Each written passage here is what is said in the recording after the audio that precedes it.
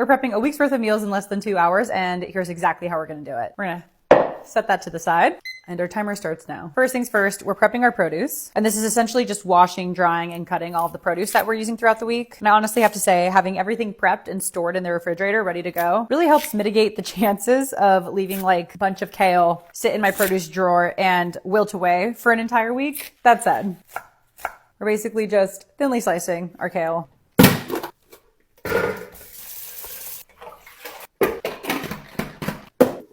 And to make sure that doesn't spoil in the refrigerator, we're going to cover it up with some paper towels just to absorb the excess moisture.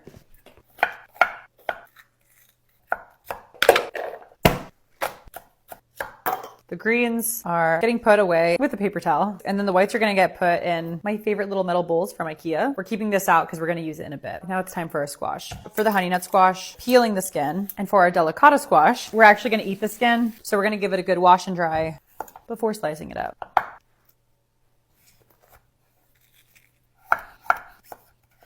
Two squash, 2 sheet trays.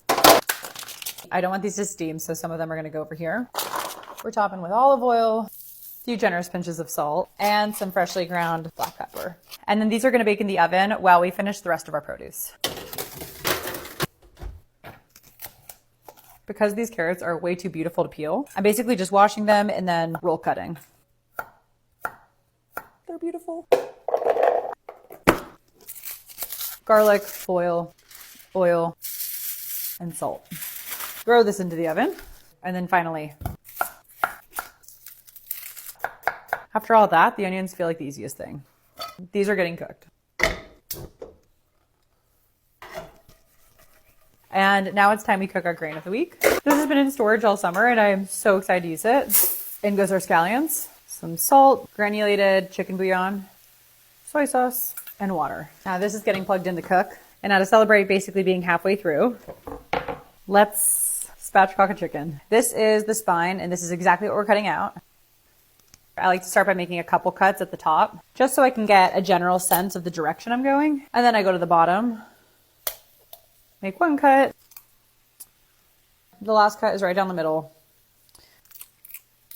Just like that. Now I'm just going to pat it dry on both sides, placing it directly on top of a sheet tray lined with a wire rack. And now it's time to aggressively season it with salt, like a lot of salt on both sides. Now our chicken is ready to sit in the refrigerator to get cooked tomorrow. It does not need to be covered. It can just go directly into the fridge like this so that the salt can really dry out the skin. We have about 50 minutes left. Our onions are caramelizing, our squash is roasting, our vegetables are prepped. All we really have left to do is our sauces. But before we do that, I'm gonna clean everything because chicken juices. And also this just like is not good for the mental health when cooking. But I'm not gonna put you through the wrath of cleaning, so I'll clean.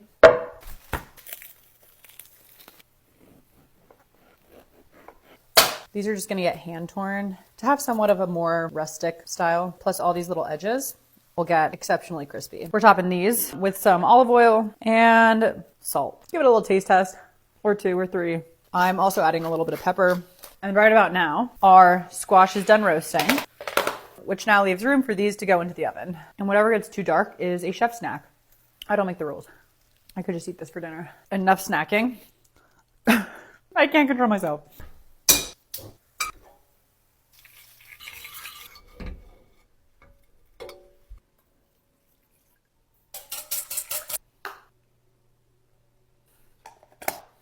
Now for our final order of business. We're making a couple of compound butters. So I have some softened butter in here, which we're gonna use a stand mixer to whip up.